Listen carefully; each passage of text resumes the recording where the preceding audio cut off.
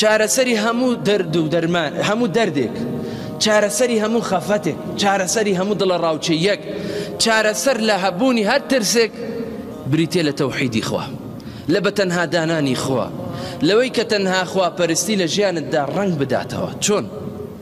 خوا دەفەرمی وإليه يرجع الأمر كله فاعبده وتوكل عليه وما ربك بغافل عما تعملون.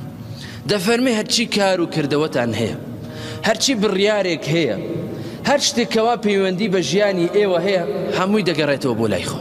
یعنی هەمووی خوا بڕیاری بۆ داوی، هەمووی خوای گەورە بڕیاری بۆ داوی تۆ بەختەوەر بژی، هەمووی خوای گەورە میهرەبان بڕیاری بۆ داوی کە چۆن ژیان بەدی بهێنی، هەمووی بۆ لا ئەو دەگەڕێتەوە.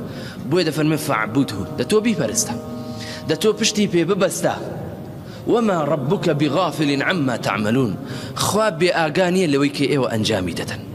ئەمڕۆ ئێمە وا دەزانین کە غەیری خوایە زیانمان لێ دەدا، ئەمڕۆ ئێمە وا دەزانین کە غەیری خوایە بەختەوەرمان دەکا، ئەمڕۆ ئێمە وا مەزندەی دەکەین کە ئەوە غەیری خوایە ڕزقمان دەدات، ئەوە غەیری خوایە ئاسوودەمان دەکات، ئەوە غەیری خوایە کەوا خۆشیمان بۆ دەهێنێ، ئەوە غەیری خوایە کە بەرزمان دەکاتەوە، ئەوە غەیری خوایە کە نزممان دەکاتەوە. هەموو ئەوانە بریتین لە گرفت لە هەبوونی تەوحید. تۆ خواپەرستیەکەت تەواو نییە، تۆ نازانی خوا بپەرستی، چونکە ئەگەر زانی بات خوا بپەرستی لە خوا نەبێ لە کەسی تر ناترسی. ئەگەر زانی بات کە خوا دەبێت بە تەنها بپەرسترێت، لە غەیری خوا پشتت بە هیچ عەبدێکی خوا نەدەبەست. چۆن پشت بە عەبدێک دەبەستی کە وەک تۆ لاوازە، کە ئەوەی بەسەر تۆ دێ بەسەر ئەویش دێت؟ بۆ ناگەڕیتەوە بۆ لای خوا؟ بۆ پشت بەخوا نابەستی؟ بۆ خەمەکانت بۆ لای ئەو بەرز ناکەوێ مرۆڤی ئیماندار؟ بۆ ئەو هەموو تەنگ و چەڵەمەیە ڕووی تێکردووی؟ بۆ چارەسەرکردن و لابردنی ناگەڕیتەوە بۆ لای خوا؟ بۆ خوا بە تاکدانانەی نازانی خوای گەورە و میهرەبان مدەبر الئەمڕە، هەرچی کاروباری ژیانت هەیە ئەو بەڕێوەی دەبە.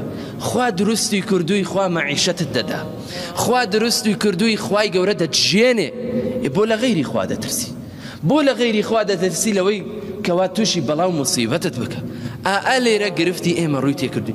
تەوحید و تەنها خواپەرستیمان ڕاست نییە، ئێمە نازانین خوا بپەرستین، هەر بۆیە تەنگ و چەڵەمەکانی ژیان ڕووی تێکردووی.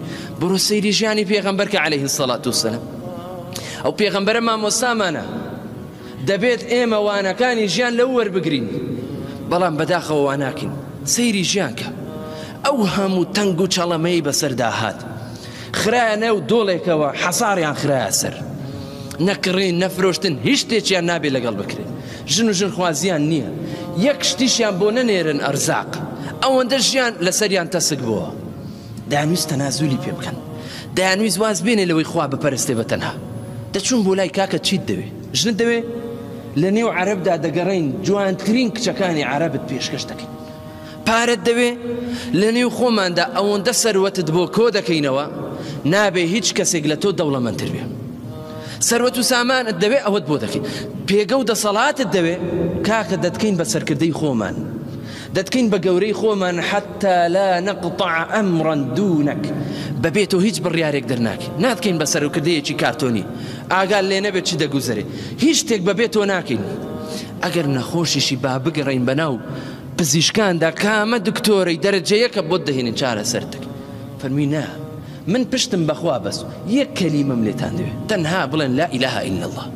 خوا تەنها خوایە کە شایستەی پەرستنی بە حەق، پشت بەو ببەستن، لەو بپاڕێنەوە، لەو بترسن، ئەوتان خۆش بوێ، با دڵتان تەنها هۆگر بێ بەو، گوتیان نایکن. بۆیە بەسەردا پێغەمبەر عەلەیهی السەڵات وەسەلام بەهۆی ئەو تەوەکل و تەوحیدەوە هەر بەرز بووە، بوو بە حاکمی سەر ڕووی زەوی. ئەوانەشی کە ئیمانیان پێی نەهێنا زەلیل بوون، سەرشۆر بوون، و کەوتنە بەردەستی موسڵمانان و لە ناوبران. کەواتە دەبێ